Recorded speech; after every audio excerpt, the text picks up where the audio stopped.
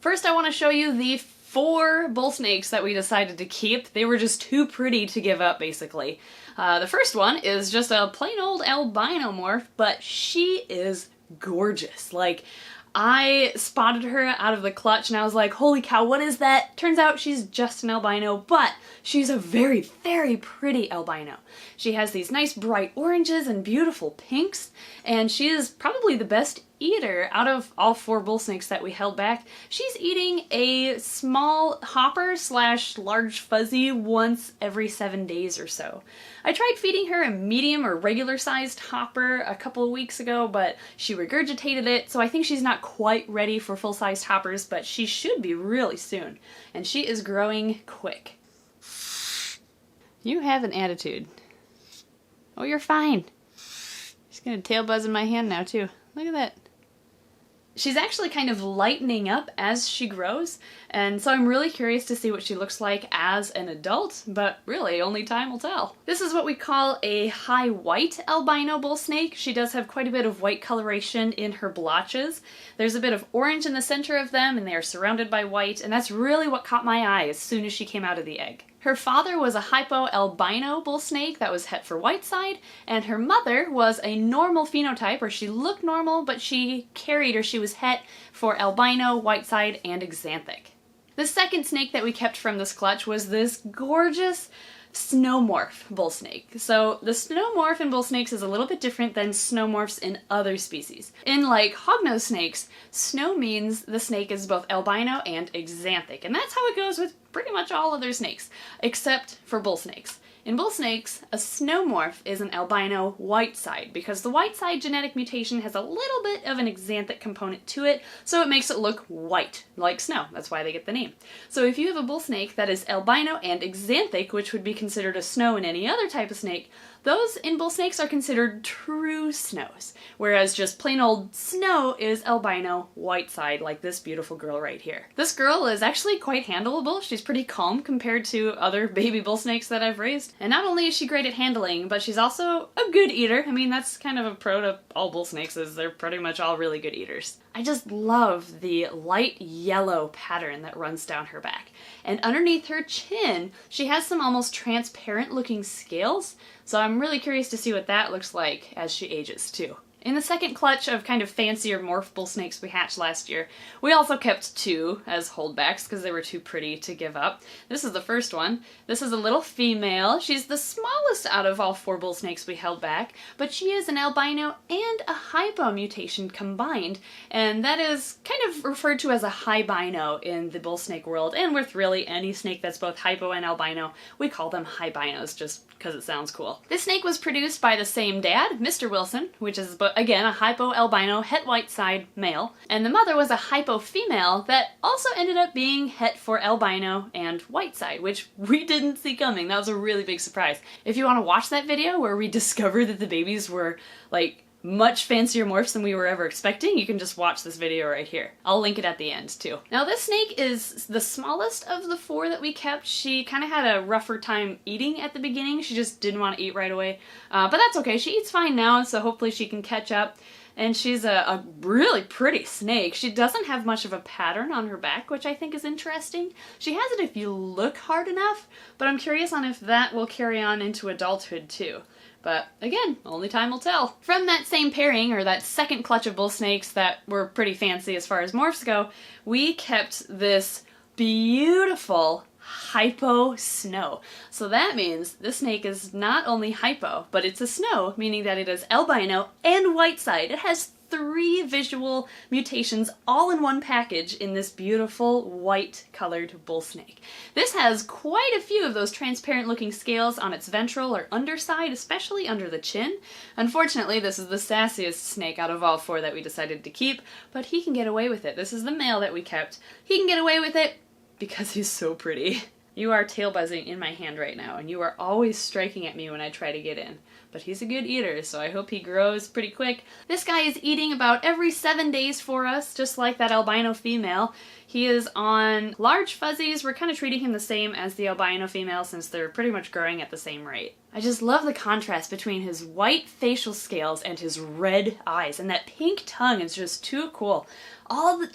I guess the lack of colors I think is really interesting and it works out really well with this snake. In addition to those 4 holdback bull snakes from 2018, we also decided to keep one of the 2 scaleless ratcorns that we produced.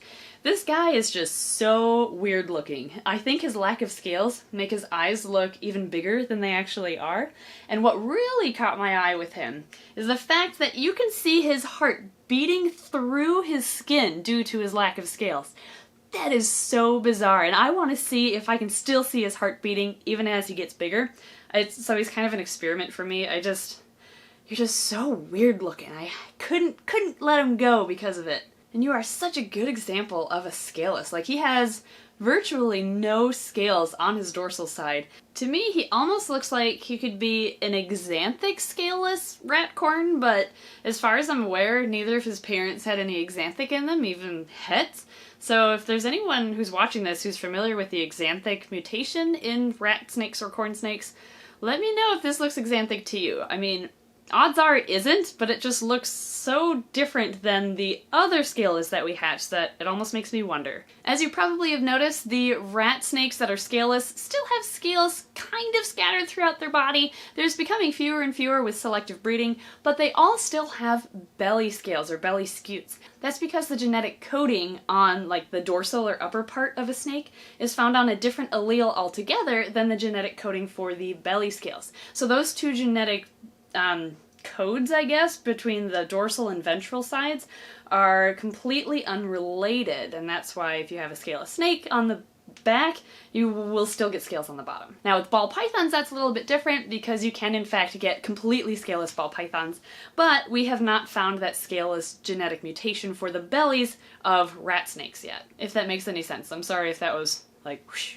But those are the 5 holdback snakes from last year's clutches. Everything else we found new homes for. So now let me show you the breeders that we have in brumation.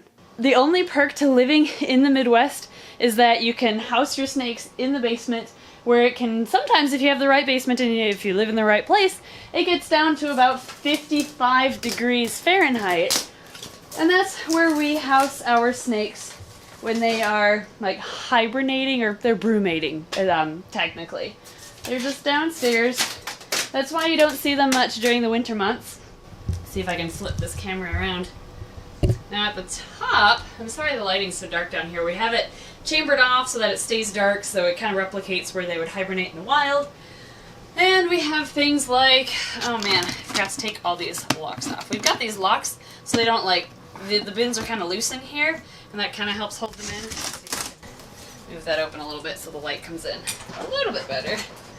Alright, this is a little bit better. Okay, so we've taken the lock off. What's in this one? Oh, this is one of our ghost bull snakes. Look at you. Now at 55 degrees, give or take, they're still a little bit active, but they're very much slowed down compared to what they are in the summer. There we go. We're just going to, not really, dropping stuff on the ground. And this is basically a rack, like we have upstairs, just without any heat tape. And we had some overflow, which we have stacked over there. And these locks is just a piece of pipe, basically. It's actually part of one of these that I cut a bunch of pieces off from, and now they're my locks, so if the snake is moving around inside, it can't get out, and there's one on each of the 4 sides. Anyway, what's in this bin? We've got, this is our hypo bull snake. This is a Stillwater hypo. Hey cutie, I'm not gonna, there's actually 2 females in here, hibernating or brumating. Beautiful patterns on these. This was part of the huge, or 10 plus adult bull snake group that we purchased right before brumation, so they actually went directly down here for the winter. What do we have in this one? We've got, hey look, more bull snakes. Now you don't typically house bull snakes together, but when they are brumating you can keep same-sex pairs together, because they're so slowed down. Of course you're looking awake right now, but they're so slowed down compared to what they usually are, since it's so cold down here, that they can actually get along when they otherwise might not get along as well. I actually know some people who brumate king snakes together, and those are cannibalistic, so that's a little more risky. Anyway, we've got, sorry dude, I'm not feeding you until March, which is another month away. You still have 1 month left. We brumate them for 3 months, and then we slowly wake them up. We have in here, in our overflow, we've got some other snakes, like, that's one of the hognoses. And then we have our rat corns in here. We have our scaleless rat up there. And up there is, I think, another rat snake. I don't know. I check on these guys like once every couple of weeks to make sure their water is half full. Not all the way full, because if then the snake goes in it, it overflows and then gets their bedding wet, which can cause upper respiratory infections during the winter months. Alright, let's look at one more. Who's in here? Oh, this is Brad. Hi, Brad. How are you, little girl? You're going to be paired with Peanut this year and not Janet for once. We're going to get some big babies from you. Okay, I'm sorry. I'll leave you alone. You were sleeping, and now I put a light on you. Alright. But, as you can see, and then you can see the other ghost down there sleeping away.